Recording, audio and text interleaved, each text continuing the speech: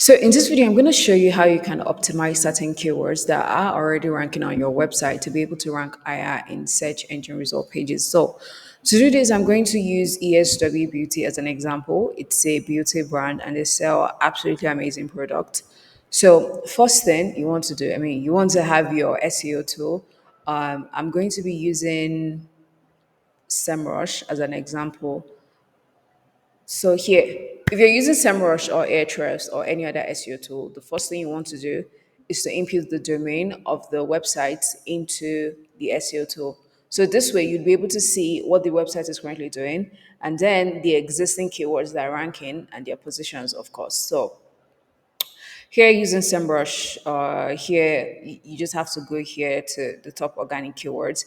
And here we can see all of the keywords that ESW Beauty is currently ranking for. So what you're going to do is click on view details. So after clicking on view details, so these are all of the keywords that ESW Beauty is currently ranking for. So taking a quick glance, we can see that they don't have a lot of keywords that are ranking at the number one spot. The keywords that are ranking at the number one spot, they are majorly branded keywords, which means it includes ESW Beauty in some sort of way, such that people that are searching for this already have an idea that ESW Beauty exists. But ideally, what you want to do is target the people that have no clue that your brand exists. So here you'd see that the brand is not ranking for a lot of those keywords, those non-branded keywords. So just as an explanation in this video, I'm going to pick one of the keywords and then you'd see what that keyword currently looks like on Google, like the search engine result pages and the competitors that are currently ranking for that keyword. So let's see sheets mask, right? Yeah, sheet mask. They're currently ranking number two on Google, number two on page one of Google, and the difficulty is 41. It's not too difficult, but it's something that can be achievable. It's easily achievable. So yeah, the first thing you want to do when you pick a keyword like this. So using this as an explanation here, we are using sheet mask. So you want to click on sheet mask and see the entire keyword, like what is currently doing, the competitors, the variations of the keyword. So now, if we take sheet mask here, so this is sheet mask. It has a keyword difficulty of 39%. PS, keyword difficulty generally in SEMrush, Ahrefs, or any other SEO tool, it's never 100% accurate. It's just to give you a kind of guide that you can use to position for when you are doing campaigns. It's not always going to be accurate. And this is why you should always use the search engine result page, like the SARP, to see in real time the position of the keyword, like the position of the competitors that are currently ranking for that keyword. So here now, we'll see that in the SARP analysis, Sephora is currently ranking number one on page one of Google, and ESW Beauty is ranking number two, and then we have Tony Moly, and then we have Ulta, and then we have Soko Glam and the Cream Shop. Now, you can decide to just use this as how do I put this? You can decide to use this as the basis of your information or campaigns, but it makes more sense for you to always see the SCRP pages in real time to see the actual positions of the websites. Now, if we look at the SCRP pages, so this is the live view of the SCRP pages, we would see that, yeah, the people also ask section is coming up and also the shopping page. But we would see that yes, truly Sephora is at number one spot, but ESW Beauty is not at the second spot as opposed to what we saw here. So if going back here, we'd see that Sephora, ESW Beauty, this is the other, right? But if you should come to the SARP page, you'd see that yeah, truly Sephora is ranking number one, but number two is Tony Moly, and then we have Soko Glam, and then we have Amazon, and then we have ESW Beauty. So counting that, two, three, four, five. So ESW Beauty on the SCRP page, it's actually ranking number five. So now the question is, how do we ensure that?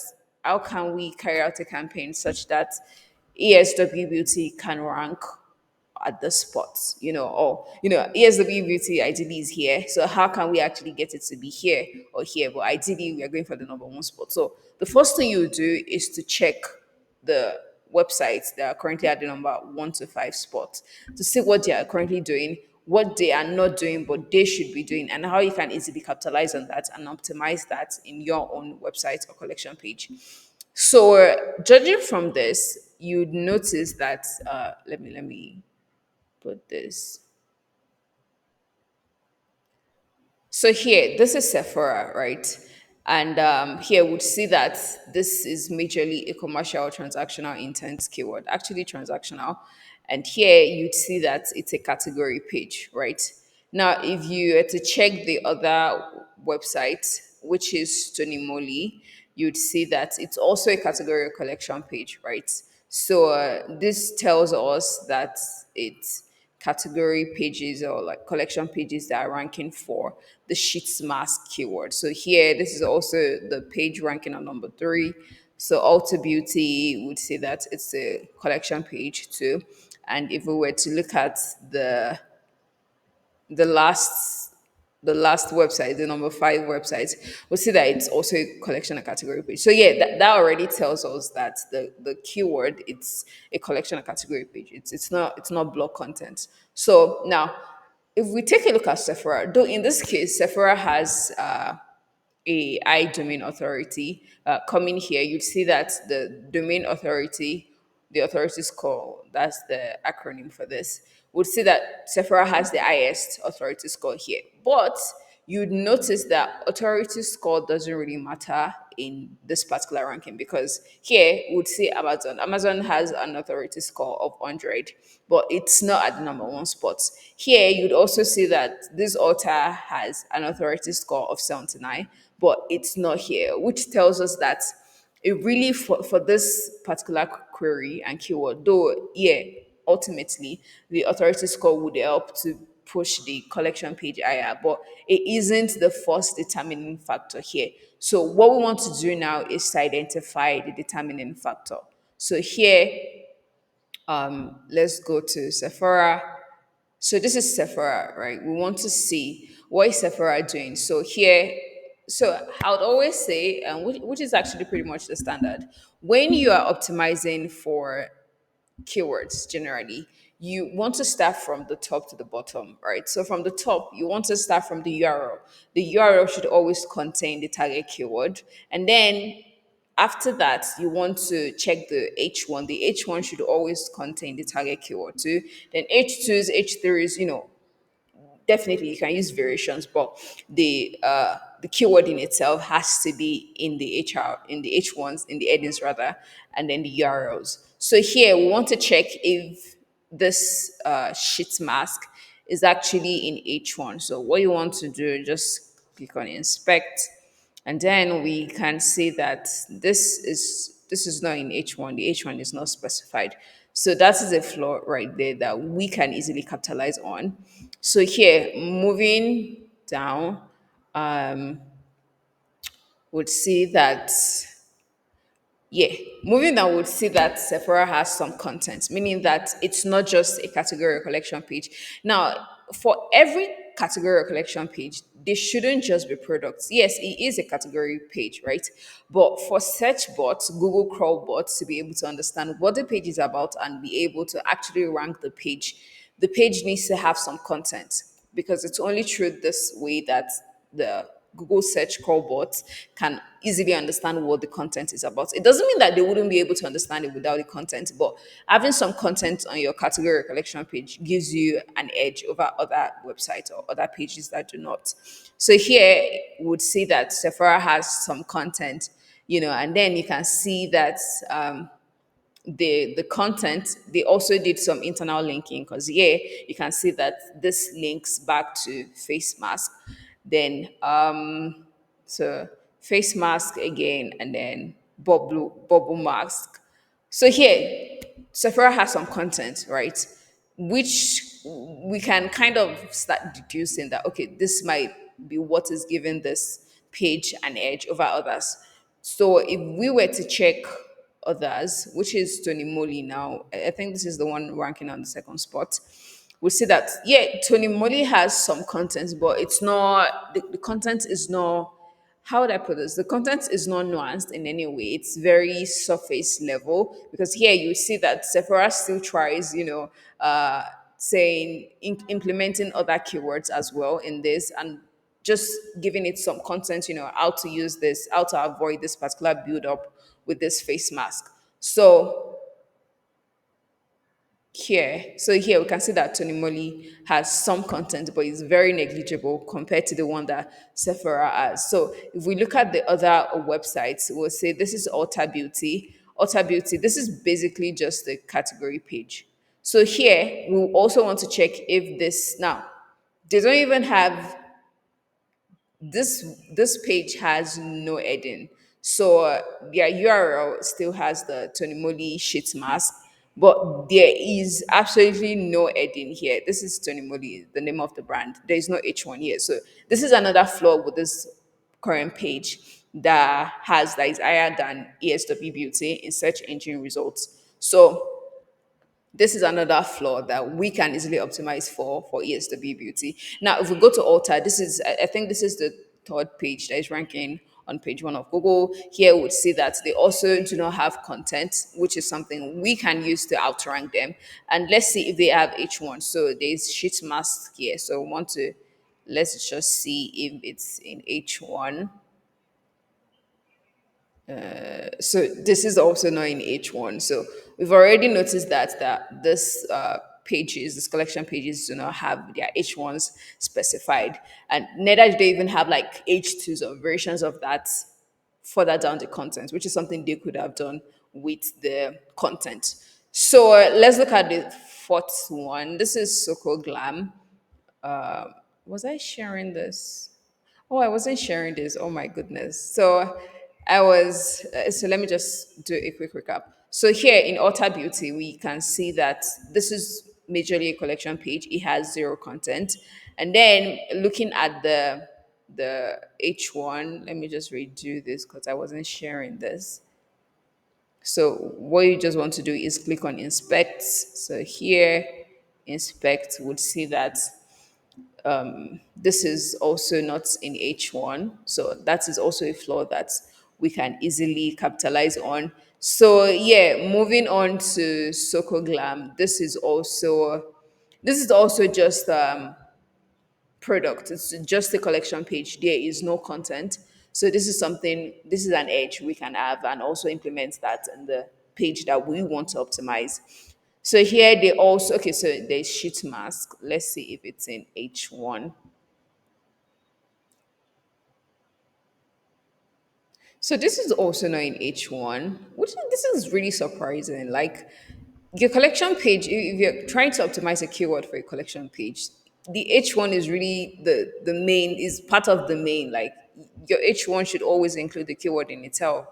So here there is no H1. So we can, from the brief research we've done, we've already identified that one, we have to have some content on the collection page, and two, we have to optimize the H1s and H2s, the headings generally, to include the keyword in itself or variations of it. So here, let's go back to ESW Beauty. So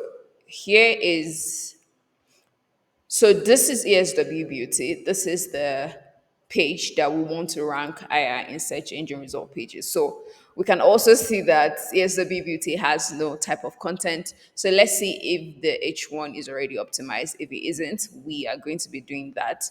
So click on inspect. The H1 too is not optimized. There is no H1.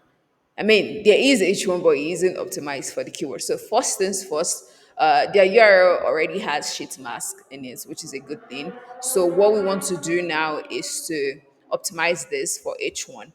Once that is done, now we need to add some content. Now, it's not just any type of content.